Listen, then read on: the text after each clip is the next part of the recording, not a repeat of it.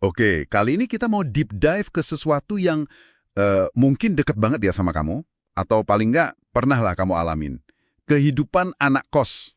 Iya, ini topik klasik tapi penting banget. Betul. Dan sumber kita, ini sebuah laporan riset, jadi benar-benar komprehensif, yang ngulik soal kebiasaan makan mahasiswa perantau. Dan ini bukan cuma soal stereotip mie instan di tanggal tua loh. Bukan sama sekali. Ternyata, di baliknya ada krisis kesehatan yang bisa dibilang tersembunyi. Pemicunya ya keterbatasan ekonomi, fasilitas, sampai tekanan waktu. Jadi misi kita, membongkar kenapa pilihan makanan ini begitu mendominasi dan apa sih dampak nyatanya buat tubuh, berdasarkan data.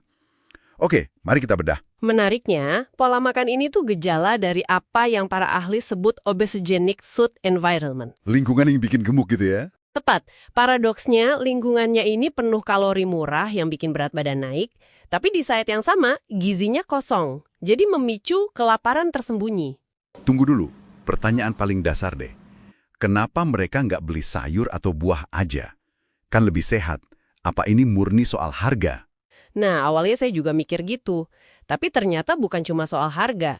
Temuan paling krusial dari laporan ini adalah satu hal yang sering kita lupain. Apa tuh? Mayoritas kamar kos itu tidak punya kulkas. Oh, ya juga ya. Bener.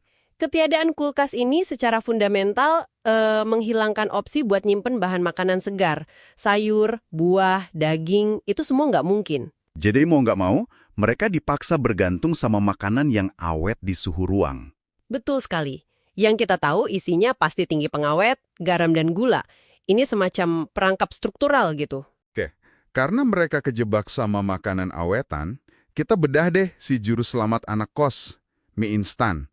Kalau kita lihat isinya, seberapa parah sih? Angkanya jujur cukup mengejutkan.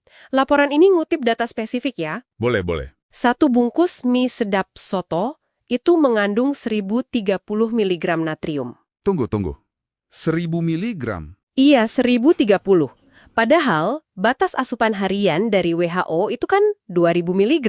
Gila, itu lebih dari setengah jatah garam seharian cuma dari sebungkus. Tepat. Apalagi kalau anak kos makannya porsi double. Langsung habis jatah garam harianmu dalam sekali makan. Wow. Dan itu garamnya dari bumbu aja atau gimana? Nah, itu dia. Bukan cuma dari bumbu. Ternyata, di adonan mie-nya sendiri itu sudah ada natriumnya. Aduh, saya beneran nggak nyangka setinggi itu. Oke, ini kan pasti ada konsekuensi nyatanya dong buat kesehatan. Tepat. Sangat signifikan. Dan temuannya, mahasiswa yang sering makan mie instan punya resiko